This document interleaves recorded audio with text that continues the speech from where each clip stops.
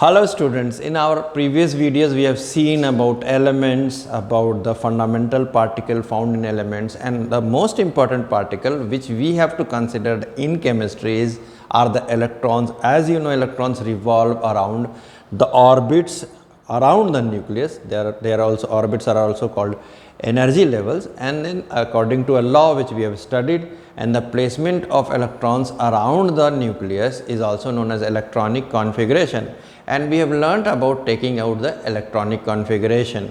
So some electronic configuration I start from here, like sodium, the atomic number is 11, so it will have 11 electrons. The first 2 electrons will be in the k orbit, the next 8 will be in the L orbit, and then the final electron, that is the 11th electron, will be in the M orbit, like that. So 281 is the electronic configuration. 2 means 2 electrons just near to the nucleus, the orbit near to the nucleus can only have maximum 2 electrons. Also the outermost electrons are called the valence electrons, as we know. So valence electron of sodium is 1 and the remaining are called core electrons. So core electrons are 8, and like for magnesium the valence electron is 2, for sodium it is 1, for aluminum it is 3, for calcium it is 2, for potassium it is 1, and then for chlorine it is 7, and for oxygen it is 6, and nitrogen it is 5. This electronic configuration is very important, and actually all the bond formation in chemistry takes up due to this number, the valence electron, etc. You should know, and then the reason for bonding is the number of valence electrons. So how can we relate bond formation with electronic configuration? For that we have to consider a very important group of elements called the noble gas elements, or the noble elements, or inert gases.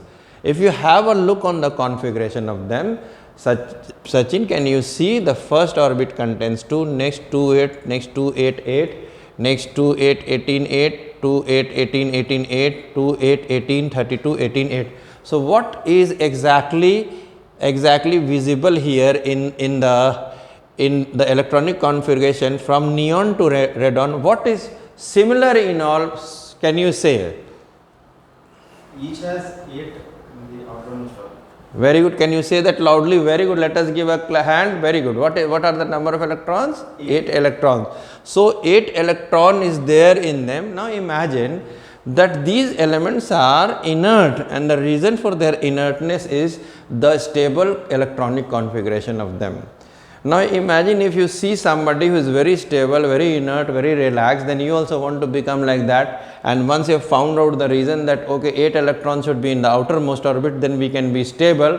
So imagine like sodium is a living being. So sodium will have a look there, and it will say that I can become either neon by losing 1 electron, or I can become argon by gaining 8 electrons. So I am writing this. Sodium 281, so it can become inert by what? Either losing 1 electron, so it will have configuration like neon, or little bit of if it can gain 7 electrons, then also it can have a configuration like what to say, argon. What is easy to do for him? To throw 1 electron or to gain 7 electron? What is easy for you? To give 1 rupee or to borrow 7 rupee? What is easy? To give 1 rupee or to borrow 7 rupee? Give 1 rupee. So very good. So what happens? Sodium will try to give 1 rupee, but God has made up a law. आप फेंक नहीं सकते हैं, electron को जमीन पर फेंक नहीं सकते, किसी न किसी को देना पड़ेगा. So we look at one possible person who can claim 1 electron or who can expect 1 electron is chlorine. So chlorine has got electronic configuration of 287. So when you have this electronic configuration of 7, now sodium will transfer 1 of its electron to chlorine, and sodium will obviously become positively charged, because you know सिर्फ sodium पर अब देखिए, sodium में 11 electron है तो उसमें 11 proton भी होगा. If it has 11 electron, it has got also 11 proton. Now 1 electron goes, that means a positive charge is extra, so that positive charge makes it an ion. Remember, when electrons are lost from neutral atoms, then cations are formed, that is positively charged ions are formed. So sodium is a cation, always a cation. If you see a plus charge, that means you know that it has got one electron less. All right. Similarly, chlorine will gain electron from sodium. These are the outermost electrons I am talking about. And what happens? One electron from sodium has come. One electron from sodium has come to chlorine outermost orbit. Now chlorine has got one extra electron. Chlorine's atomic number was 17. It had 17 electrons and 17 protons.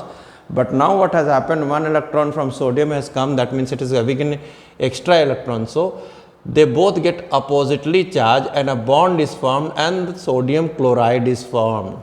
And that is why the formula for sodium chloride is NaCl.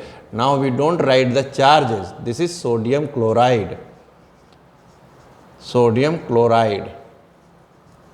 So one more example we will take. We will take the formation of, say for example, we will take the formation of magnesium chloride. So magnesium has electronic configuration 2, 8, 2 and chlorine has got 2, 8, 7, the electronic configuration like this.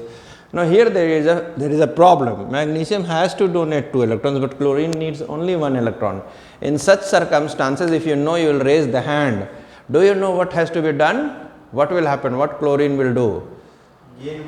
It will gain 1 electron and call another chlorine atom. Ai electron mat raha, jaldi chaliye. So another chlorine atom will come. So 2, 8, 7. It is not possible. Both of them have. That means magnesium will transfer 1 electron here and then it will transfer 1 electron here. See, with electron symbol I have written E minus because electrons are minus charge.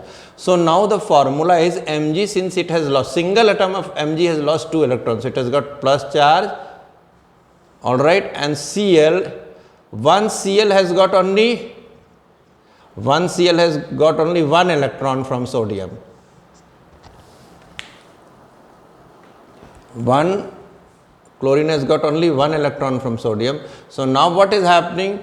Chlorine atom has got negative charge. A single chlorine atom has got negative charge.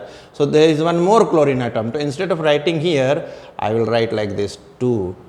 So that means there are 2 chlorine atoms combining with a single magnesium atom. All right. So now what will happen? Mg is 1 and there are 2 Cl2. So the formula for magnesium chloride is MgCl2. All right. And chlorine, it has gained electrons, so it has become anion. So here 2 takeaway point are also there. Positive charged atoms are called, positively charged atoms are called first ions, and then the positive charge means cation. And if negatively charged ions are there, they are called anions. So what is the difference between an atom and an ion? Is that ion contains unequal number of protons and electrons, and neutral atom contains equal number of protons and electrons. So here we come to a very good definition. What is electrovalent bonding? Electrovalent bonding is the complete bond formed due to complete transfer of electrons. Now here a term comes, electropositive elements. Now by the look of electronic configuration, we can say which can gain and which can lose. Here only you can say 1 फेंकना आसान है या 7 लेना आसान है, तो 1 फेंकना आसान है, so it is electropositive. 2 फेंकना आसान है, 6 gain करना मुश्किल है, तो it is electropositive. So all those elements which have got 1, 2 or 3 electrons in their outermost orbit are generally electropositive elements. Positive मतलब क्या हुआ, अमीर है, दे रहा है, थ्रो कर रहा है, तो इलेक्ट्रोपॉजिटिव एलिमेंट्स. और यहाँ पर 7 है, इसको 7 फेंकना मुश्किल होगा, 1 गेन करना आसान होगा. So it is an electronegative element. मांग रहा है बेचारा, भीख मांग रहा है. नेगेटिव मतलब क्या, मांग रहा है. तो chlorine is electronegative atom, oxygen is electronegative atom, nitrogen is electronegative atom. Electronegative atom will contain mainly 5, 6 or 7 electrons. For basic knowledge I am telling you. Our teachers, those who are watching, understand that I am giving a small dose and this organization of the topic is my way so that the child understands it well. I am not going to put exceptions or other things over here. First the groundwork has to be done, and when you teach, You don't have to go to the exceptional cases. You don't have to just presently tell about 4. All right, did you all understand? So this is the first thing. So electropositive elements, those elements which lose electron during a chemical bonding, and electronegative elements or atoms, those atoms which gain electron or share electron during a bond formation. यहाँ एक और चीज़ अच्छा चीज़ जान लीजिए कि electropositive elements normally metals होते हैं, normally metals होते हैं इलेक्ट्रोपॉजिटिव एलिमेंट्स मेटल्स होते हैं, हाइड्रोजन को छोड़ के मेटल्स होते हैं, अपवाद मैंने बता भी दिया। और electronegative elements normally non metals होते हैं। बहुत इंपॉर्टेंट चीज़ यहीं पर याद कर लीजिए कि जो the elements the atoms of which have a tendency to lose electrons are generally metal, generally word use कर दीजिए क्योंकि एक दो एक्सेप्शन था फिर आप इंक्लूड कर लीजिएगा। And the elements the atoms of which have a tendency to gain electron or share electrons are called what to say non metals. Did you all understand? यहाँ तक चलेंगे। हाइड्रोजन एक अपवाद है, पहले ही मैं बता दूँ, टीचर पट आपको बताना शुरू करते हैं। तो what I will tell you teachers, please try to understand hydrogen के बारे में लास्ट में बताइए कि हाँ हाइड्रोजन एक नॉन मेटल है और ये इलेक्ट्रॉन लूज करता है। ठीक है, पहले बेसिक कॉन्सेप्ट दीजिए बच्चों को। आप जैसे कंट्रोवर्शियल और व्हाट टू से और व्हाट डिबेटेबल टॉपिक को भी पढ़ाते, जनरल पढ़ाते समय इंक्लूड कीजिएगा, then it will be a problem for the child. Exceptional case के लिए आप अलग क्लास रखिए, पहले सिंक होने दीजिए कंटेंट को और कॉन्सेप्ट को। अब देखिए यहाँ पर एक सुंदर सा डेफिनेशन मैंने लिखा, सब बच्चे इसको एनलार्ज करके देख सकते हैं, लिख सकते हैं पॉज करके। इलेक्ट्रोवैलेंट बॉन्डिंग द और आयनिक बॉन्डिंग इसको क्यों कहा जाता है? क्योंकि आयंस फॉर्म हुआ, बहुत स्ट्रॉन्ग अट्रैक्शन रहता है, इलेक्ट्रोस्टैटिक फोर्स ऑफ अट्रैक्शन। ये बहुत स्टेबल कंपाउंड्स होते हैं, इनका मेल्टिंग पॉइंट और बॉइलिंग पॉइंट बहुत हाई होता है। आप सोडियम क्लोराइड नमक को देख लीजिए तो बहुत हाई मेल्टिंग पॉइंट और बॉइलिंग पॉइंट होगा। तो इलेक्ट्रोवैलेंट कंपाउंड बहुत स्ट्रांगली बॉन्डेड भी होते हैं, इनका मेल्टिंग पॉइंट बॉइलिंग पॉइंट बहुत हाई होता है। इसका मतलब दूसरा टाइप का बॉन्डिंग भी होता होगा जो आगे हम लोग डिस्कस करेंगे, उसको कोवैलेंट बॉन्डिंग कहा जाता है। अब electrovalent bonding, the bond form due to transfer of electrons from the atoms of an electropositive element to the atom of an electronegative element. Such and the compounds are called electrovalent compound or ionic compound, यानी sodium chloride और magnesium chloride ionic compound है। दूसरा चीज़ है concept of valency भी यहाँ जाना चाहिए। Valence electron और वैलेंसी में थोड़ा सा अंतर है। इलेक्ट्रोवैलेंसी पहले मैं बताता हूँ आपको। इलेक्ट्रोवैलेंसी क्या है? The number of electron lost और gained by a single atom during the bond formation. यहाँ पर आपको सोडियम का एक एटॉम दिख रहा है और सोडियम एक ही इलेक्ट्रॉन लूज कर रहा है, यानी electrovalency of sodium will be 1, यानी electrovalency of sodium will be 1, यानी उसका जो वैलेंस इलेक्ट्रॉन होगा वही उसका इलेक्ट्रोवैलेंसी भी होगा। मैग्नीशियम सिंगल है और दो इलेक्ट्रॉन लूज कर रहा है, यानी मैग्नीशियम का इलेक्ट्रोवैलेंसी 2 होगा। यानी वैलेंसी निकालते समय याद रखिए 1, 2, 3 और 4 अगर आउटर मोस्ट ऑर्बिट में है इलेक्ट्रॉन्स तो जनरली वही उसका वैलेंसी भी रह सकता है, उसका वैलेंसी वही होगा। द नंबर ऑफ इलेक्ट्रॉन जो लूज करेगा 1, 2, 3। ऑलराइट, आप 4 भी मान के चलिए कि 4 लूज करे या गेन करे या शेयर करे, 4 का 4 वैलेंसी रहेगा, यानी द नंबर ऑफ इलेक्ट्रॉन। अब क्लोरीन पर आइए, क्लोरीन की वैलेंसी कितना है? एक एटॉम एक गेन कर रहा है, यानी क्लोरीन की वैलेंसी 1 हो जाएगी। क्लोरीन का वैलेंसी यहाँ भी 2 है लेकिन हर एक कर रहा है, यानी एक एटम तो एक ही कर रहा है, तो क्लोरीन का इलेक्ट्रोवैलेंसी 1 होगा। यानी अगर हम यहाँ वैलेंसी रेड पेन से लिखते हैं तो वैलेंसी लिखने का टेक्निक क्या होगा? लेकिन और एक और चीज़ देखिए, क्लोरीन के आउटर मोस्ट ऑर्बिट में 7, इसका वैलेंस इलेक्ट्रॉन 7 है, तो जब भी 5 या 5 से ज़्यादा रहेगा तो इलेक्ट्रोवैलेंसी निकालने का फॉर्मूला हो जाएगा valence electron -8 minus valence electron. तो 8 में से 7 घटाएंगे तो कितना आएगा? 1। तो यानी कि इसका इलेक्ट्रोवैलेंसी 1 होगा। इसका इलेक्ट्रोवैलेंसी 5 से ज़्यादा है, जैसे 5 से ज़्यादा इसका मतलब 8 - 6 फार्मूला हो जाएगा, तो 8 - 6 तो ये 2 हो जाएगा। इसका 5 है या 5 से ज़्यादा है तो 8 - 5 तो इसका वैलेंसी 3 हो जाएगा। ये 3 इलेक्ट्रॉन गेन करेगा ड्यूरिंग बॉन्ड फॉर्मेशन, ये 2 इलेक्ट्रॉन गेन करेगा ड्यूरिंग बॉन्ड फॉर्मेशन और ये 1 इलेक्ट्रॉन गेन करेगा ड्यूरिंग बॉन्ड फॉर्मेशन। लेकिन अगर 1, 2, 3 यानी मेटल के वैलेंस इलेक्ट्रॉन करीब करीब सेम रहता है उसके वैलेंसी के हिसाब से। और कुछ कुछ जगह पे, अभी मैं फिर अपवाद नहीं पढ़ा रहा हूँ, तुरंत आपको टीचर कहेंगे कॉपर का 2 वैलेंसी होता है। यस, कॉपर का 2 वैलेंसी होता है। क्यूप्रस रहेगा तो उसका वैलेंसी 1 रहेगा, यानी वो 1 इलेक्ट्रॉन लूज करेगा ड्यूरिंग बॉन्ड फॉर्मेशन, और क्यूप्रिक रहेगा तो वो 2 इलेक्ट्रॉन लूज करेगा। इसी तरह से यानी लोअर में अस और हायर में इक लगता है। फिर से सोचिए मैं क्या करूँ, कॉपर का वेरिएबल वैलेंसी यानी किसी एक एलिमेंट को एक से ज़्यादा वैलेंसी हो सकता है, वो आगे का चीज़ है। बट ये जान के चलिए कि क्यूप्रस रहेगा तो उसका मतलब उसको वैलेंसी 1 लेना है, और क्यूप्रिक रहेगा तो उसका वैलेंसी 2 लेना है।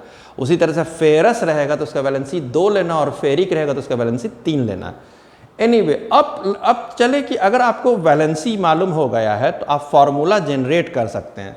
जैसे MgCl2, किसी ने कहा कि मैग्नीशियम क्लोराइड। अब देखते होंगे कभी कभी कि आपको कन्फ्यूजन होता है कि मैग्नीशियम क्लोराइड में और सोडियम क्लोराइड में, थोड़ा छोटा मैंने लिख दिया, थोड़ा सा आप लोग इसको एनलार्ज करके पढ़ेंगे। मैग्नीशियम क्लोराइड का फार्मूला में सोडियम क्लोराइड NaCl होता है, मैग्नीशियम क्लोराइड Mg होगा, MgCl होगा या MgCl2। उसके लिखने का तरीका बहुत ईजी है, आपको वैलेंसी याद रखना है। Mg ऐसे लिख दीजिए, Cl लिख दीजिए, वैलेंसी Mg का 2 होता है और क्लोरीन का 1 होता है। क्रॉस मल्टीप्लाई, क्रॉस कर दीजिए, क्रॉस तो Mg का 1, तो 1 जनरली नहीं लिखा जाता है, और क्लोरीन का Mg का वैलेंसी क्लोरीन के नीचे। यानी इसको ये भी कहिएगा कि एक मैग्नीशियम एटॉम 2 क्लोरीन एटॉम को इलेक्ट्रॉन डोनेट करता है। Are you following? अगर किसी ने आपसे कह दिया ओके आप बताइए अल्युमिनियम क्लोराइड, तो वैलेंसी का कॉन्सेप्ट नहीं होगा, तो आप पता नहीं चलेगा आपको कि AlCl लिखूं या AlCl2 लिखूं या AlCl3 लिखूं। तो यहाँ पर एल्युमिनियम यहाँ लिख दिया मैंने, क्लोरीन लिख दिया, एल्युमिनियम 3 है, यहाँ वैलेंसी 1 है, तो Al क्रॉस मल्टीप्लाई 1 है तो नहीं लिखना है AlCl3। इस तरह से फार्मूला बनता है। इसको देख के भी आप बता सकते हैं कि एल्युमिनियम का वैलेंसी 3 और यहाँ कुछ नहीं, मतलब 1 है तो क्लोरीन का वैलेंसी 1 है। सबसे मज़ेदार बात होगा एल्युमिनियम क्लोराइड का, एल्युमिनियम क्लोराइड का तो एल्युमिनियम ऑक्साइड का, तो एल्युमिनियम ऑक्साइड का ऑक्सीजन का O होता है, और एल्युमिनियम का अब वैलेंसी इसका 3 होता है और इसका 2 होता है। क्या करेंगे, 2 इधर आ जाएगा और 3 इधर आ जाएगा, यानी 2 एल्युमिनियम एटम और 3 ऑक्सीजन एटम कंबाइन करके करते हैं। कॉमन सेंस भी लगाइए, 2 एल्युमिनियम एटम, एक एल्युमिनियम एटम का आउटर मोस्ट ऑर्बिट में 3 है, तो टोटल मिला के वो 2 एल्युमिनियम एटम 6 इलेक्ट्रॉन को फेंकेगा। एक ऑक्सीजन का चाहिए 2 इलेक्ट्रॉन, तो 6 इलेक्ट्रॉन गेन करने के लिए 3 ऑक्सीजन रिक्वायर्ड है। तो यहाँ बोल सकते हैं 2 एल्युमिनियम एटम ने 6 इलेक्ट्रॉन फेंका, जिसको 3 ऑक्सीजन एटम ने ले लिया, हर ने 2-2 बांट लिया। तो इस तरह से, और वैलेंसी भी इंपॉर्टेंट है कि इसने कितना इलेक्ट्रॉन लूज किया, तो यहाँ से पता चल जाएगा। एल्युमिनियम 3 इलेक्ट्रॉन लूज करता है, इसलिए इसका इलेक्ट्रो वैलेंसी 3 है। बहुत अच्छा पढ़ रहे हैं आप लोग इस तरह से, और कॉन्सेंट्रेट कीजिए कि आप इसको थोड़ा सा एनलार्ज कीजिए, बार बार पॉज करके समझिए। ये इलेक्ट्रोवैलेंट बॉन्डिंग की कॉन्सेप्ट थोड़ी सी खत्म हो गया। प्रॉपर्टीज ऑफ इलेक्ट्रोवैलेंट कंपाउंड अगर कोई पूछेगा, हाई मेल्टिंग पॉइंट और बॉइलिंग पॉइंट होता है ना, बहुत ये लोग नॉर्मली थोड़े स्टेबल भी होते हैं। इनके बीच में आयन फॉर्म होता है, यानी सॉल्यूशन में डालेंगे तो ये पॉजिटिव नेगेटिव आयन में टूट सकते हैं, इसीलिए ये गुड कंडक्टर ऑफ इलेक्ट्रिसिटी होता है। इनका सॉल्यूशन कुछ बोलेगा कि अगर कुछ कंपाउंड जो ग्रुप्स है जो कि पक्का है कि इलेक्ट्रोवैलेंट हैं, तो एसिड्स, बेसिस एंड सॉल्ट तीनों आयनिक होते हैं, तीनों के सॉल्यूशन से इलेक्ट्रिसिटी कंडक्ट करते हैं। यस, इन कंपाउंड में हो सकता है कि थोड़ा पार्शियल कोवैलेंट बॉन्डिंग में हो, बट आयन जरूर बनेगा। अगर आपको कोई बोलता भी कि NaCl का अगर सॉल्यूशन में डालेंगे तो कैसा दिखेगा, क्या करेगा, तो वो क्या करता है, कुछ आयनिक फॉर्म में भी आपको मिल सकता है सॉल्यूशन में, Na+ और Cl- के रूप में। और जब Na+ और Cl- के रूप में मिलेगा तो पॉजिटिव नेगेटिव है, जहाँ पर भी चार्ज फ्लो कर सकता है वहाँ पर करंट जनरेट हो सकता है, और वो सब्सटेंस जो है वो खुद ही गुड कंडक्टर ऑफ इलेक्ट्रिसिटी होगा। Thank you so much, God bless you.